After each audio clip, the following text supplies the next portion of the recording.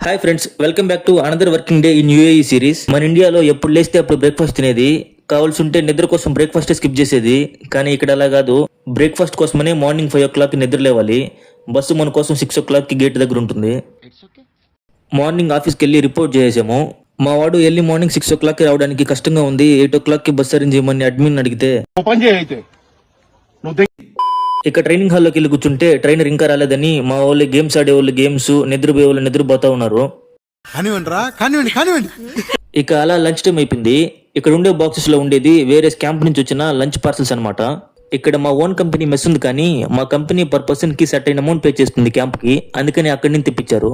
ఇక అలా మాట్లాడుకుంటూ డైనింగ్ హాల్కి వెళ్ళి లంచ్ కంప్లీట్ చేసుకుని మా క్యాంప్కి వచ్చేసాము. ఈవినింగ్ ఒక బ్లాక్ కాఫీ వేసి జిమ్కి వెళ్ళి వర్కౌట్ కంప్లీట్ చేసుకొని వచ్చేసాను. ఇక రూమ్కి వచ్చి హెడ్ బాత్ చేసాను.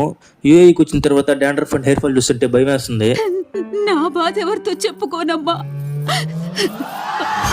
ఇక మెస్కి వెళ్ళి ఫ్రెండ్స్తో జాలీగా మాట్లాడుతూ డిన్నర్ కంప్లీట్ చేసా. కాసేపు బయట వాక్ చేసి రూమ్కి వచ్చి విత్లో మూవీ చూసి పడుకునేసా.